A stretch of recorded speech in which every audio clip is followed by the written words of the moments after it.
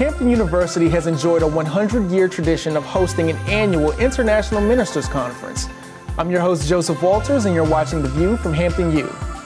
Let's take a look at what conference attendees had to say about last year's powerful event.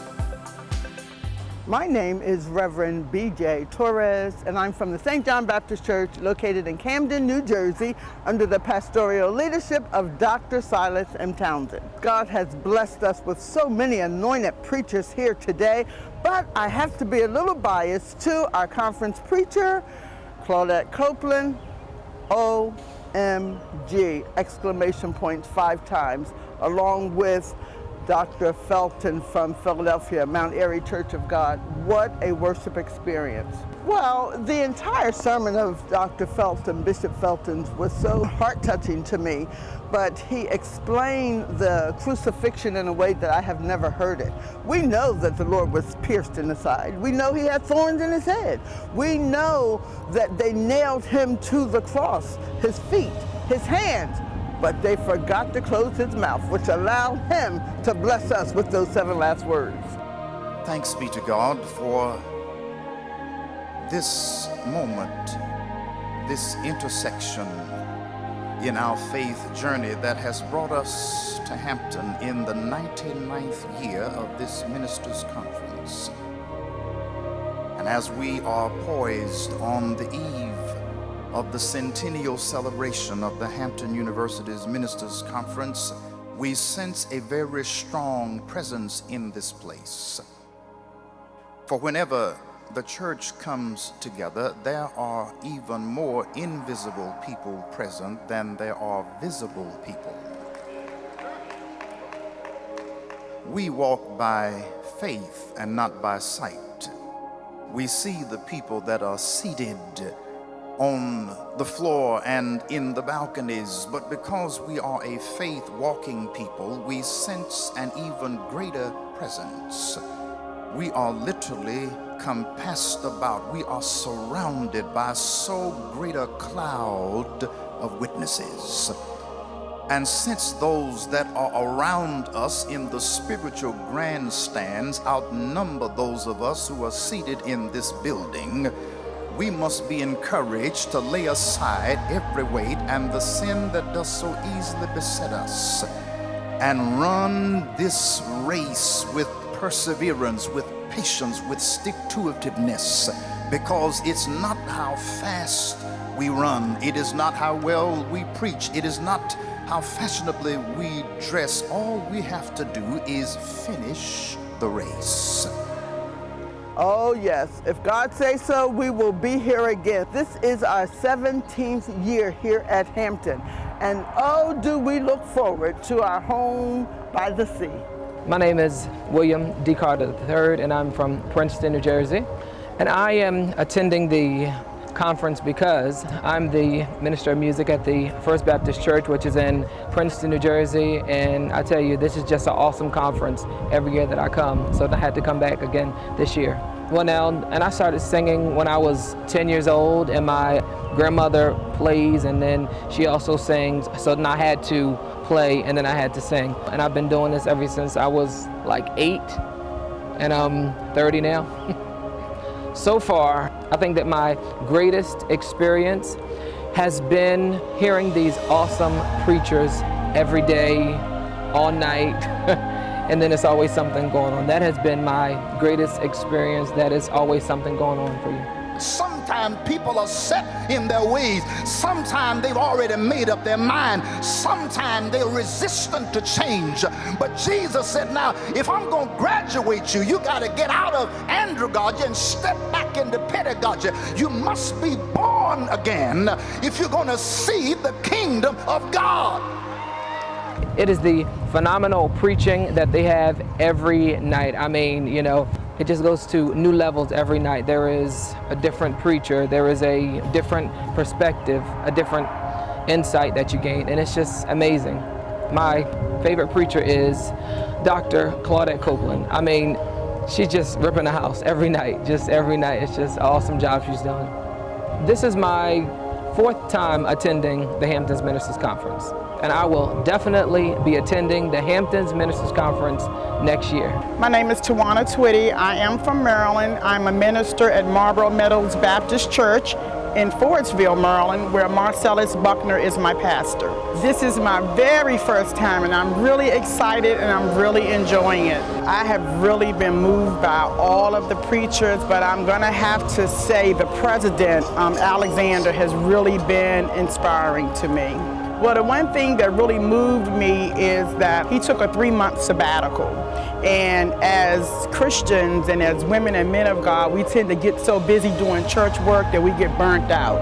So one thing that he said that was very moving to me was that we should be burning for the Lord, not burning out. Next year it'll be 100 years, and so I'm going back and I'm going to invite all of our leaders. I'm already planning how to get them all to come back. I want to be here as a part of that 100-year celebration. We've come down this year, and this is our first year. We've heard a lot of good things about it, but due to our busy schedules, we haven't had the chance to come. But this year we both are retired, and we decided to put this on our agenda. The preachers, the attendees, everybody is really polite, very spiritual, just like family. So that makes you feel good too. I really do like the theme this year is revisiting your call, because as pastors or ministers or preachers, you are constantly being drained. And this year, like I said here, I'm being restored, and I really find that to be really, really great. I think we all could use that once or twice a year. We're enjoying it this year, and we will have it on our agenda to visit next year. And what we're gonna do is visit it at our church, that we might even bring more people with us, and even from Fredericksburg, Virginia area. My name is Reverend Jackie Bailey Moore, and I am a member, a very proud member of the St. John Baptist Church located in Camden, New Jersey, where my pastor is the Reverend Dr. Silas M. Townsend. Teresa Fry Brown, awesome, anointed woman of God. My first time hearing her, both her sermons touched me, but today, just listening to what we caught today, when she was saying how to find your own voice. I appreciate that so much, because so many times there are other preachers trying to imitate other preachers instead of being who God called them to be and use the voice that He ordained them to have. So I can say that Teresa Fry Brown was another one of my favorites, other than Pastor Copeland and Pastor Felton.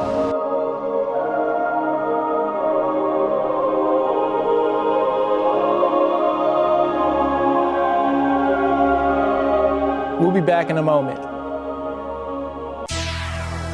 The View from Hampton U, bringing you in-depth interviews, cutting-edge research, amazing sports highlights, faculty and student profiles, and much more. I'm Stephanie Sutton. And I'm Joseph Walters. And you're watching The View from Hampton U. Welcome back. Today, we have the unique opportunity to highlight one of the churches in the Hampton community that continues to contribute to the spiritual well-being of our HU family.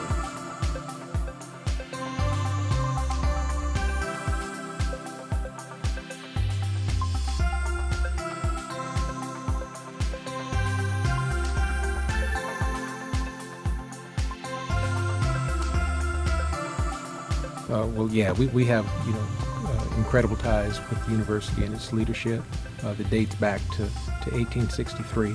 Individuals who were connected with the university as professors were also members here, and so we had a shared life. We shared the region. We shared the struggles and the issues, over that 150-year period, and we shared, and celebrated, our common victories, which have been wonderful. A number of members who are members here have been professors and faculty and students. Dr. Booth, who preceded me, was a professor.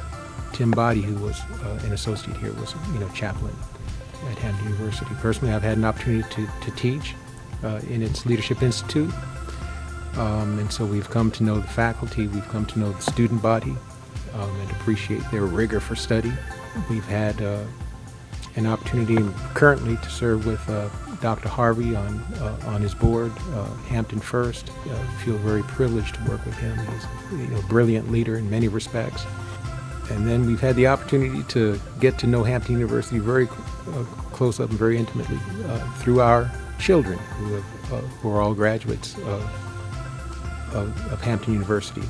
We have a daughter who's a double graduate, another daughter who recently graduated from Hampton University, and our youngest son is currently studying in their architectural department. And so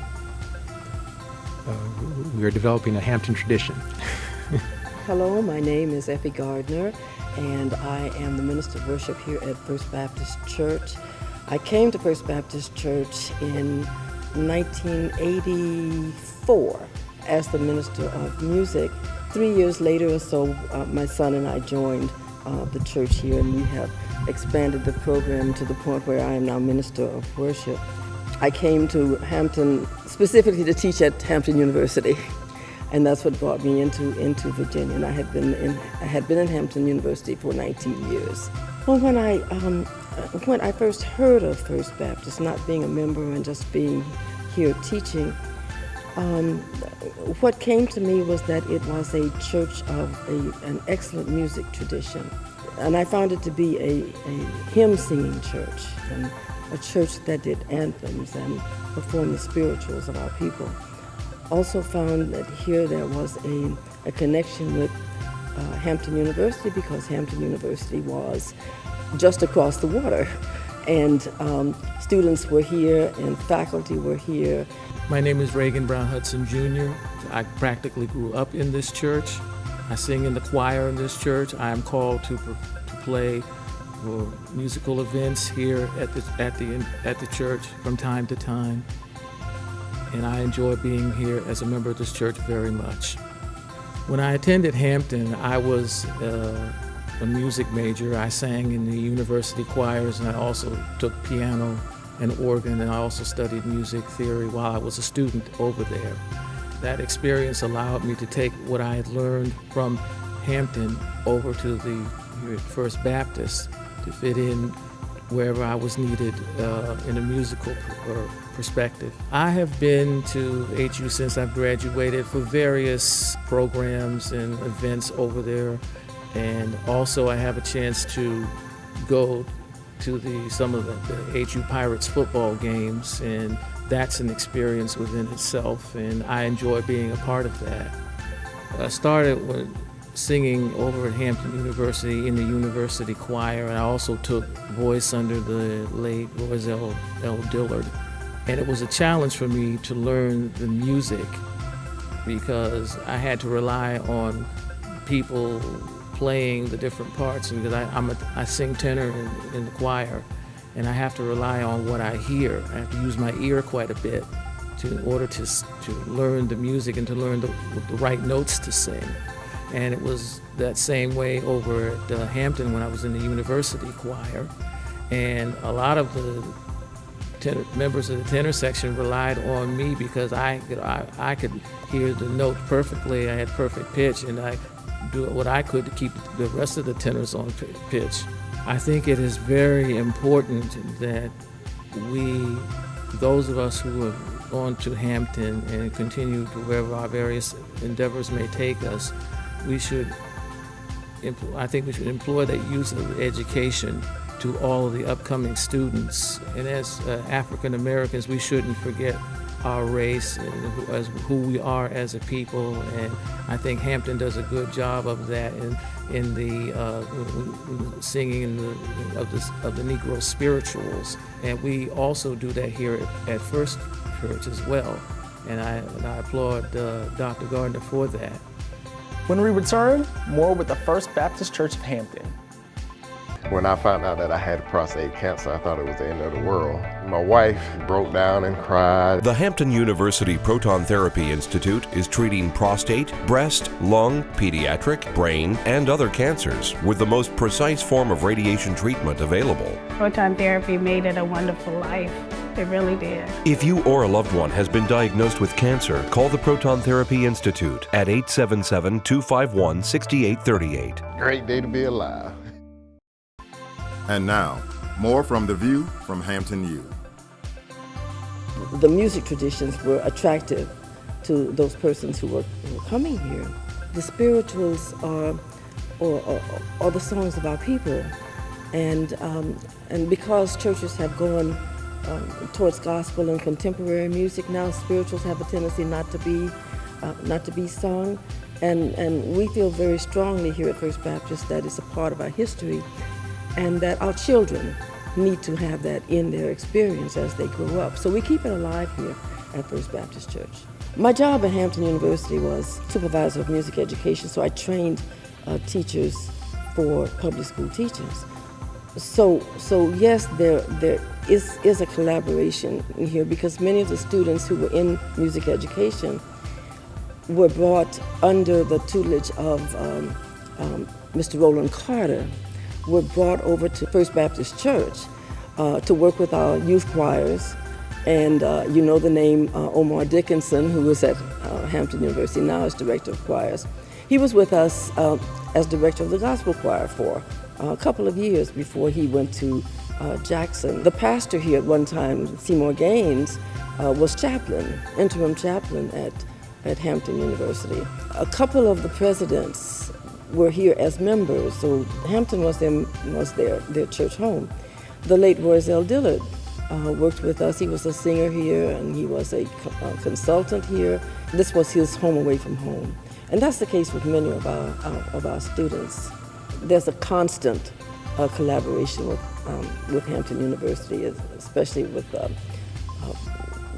persons who are instrumentalists when we need someone to play with special numbers, or even if we need somebody in our band, we will call Hampton University. Same thing with orchestra, same thing with the choirs. If I need some singers and they are not busy at the time that I need them, then we can use them. We've had a lot of soloists here from Hampton University, the students, and because we try to give them that opportunity to sing in other environments other than the university setting.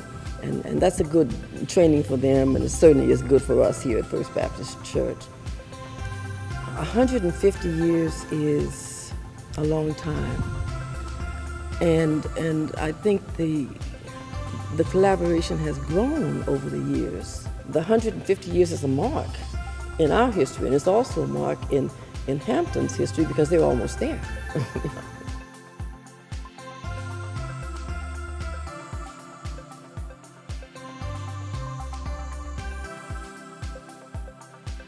When I think about that question, I think about Augustine, and many know him as one of the tremendous theological minds of the 5th century from what is now Algeria, northern Africa. And Augustine once talked about how our soul, not just our mind, our intellect, but our soul, that which is spiritual about us, longs for rest, but it cannot find rest until it rests, at last in Him. And so I'd like to think of First Baptist as an opportunity for, those who find their work within the context of Hampton University, that this church family represents an opportunity to enter into that rest. And as they develop their relationship with who we know to be, God. And John S. Mbidi also wrote a book called African Religions and Philosophy, and there's one line of text in there where he tries to capture the essence of African religions and philosophy, and they are guided by this thought that says, "I am because we are, and since we are, therefore I am." And so, our hope is that even beyond kind of the metaphysics of what it is to be a church family, the spirituality of it, that they also are able to locate here, the kind of relationships that are very significant, that are very much intergenerational, and that kind of define the parameters of what village means in our modern day. And I think it is amazing that we can do that on a weekly basis without any formal invitation, that there are individuals from the community that just show up, and we celebrate our spirituality, and we celebrate these very significant relationships from folk who are 8 to individuals who are 80 and above, on a weekly basis. We have not made this journey by ourselves. We have made this journey with other very significant relationships, Hampton University being the primary relationship. You know, it becomes for us an opportunity to look back over that period of time and to celebrate, you know, the mighty long way that we have come. You know, that becomes the datum, that becomes the reference point for our journey. The old adage is, you know, when we do not understand our history, we run the risk of repeating, you know, the mistakes. And so hopefully this will be an opportunity to kind of look back over that trajectory of time and celebrate where we have come, look at, you know, kind of the errors, the mistakes, the shortcomings, learn from them, consider where we are. It is a very complicated, very complex day in which we are living. And so when we celebrate our 150th anniversary, it just amazes me that I can lay hands on a member who was born into this world 37 years removed from the date of this congregation's founding. And so it really, you know, it is not that long ago, but to be able to measure, you know, the gains and to celebrate, you know, all of the relationships that were very significant that helped us get to this place is what it's all about.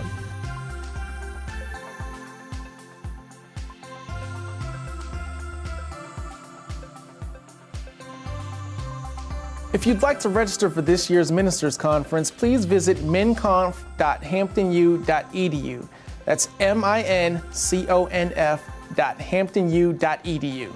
Thanks for joining us. We'll see you next week. Proton therapy was much easier than what I was expecting. I thought surely I would have some side effects. The Hampton University Proton Therapy Institute is treating prostate, breast, lung, pediatric, brain, and other cancers with the most precise form of radiation treatment available. And I had no side effects whatsoever. So it was the best decision I ever made. If you or a loved one has been diagnosed with cancer, call the Hampton University Proton Therapy Institute today.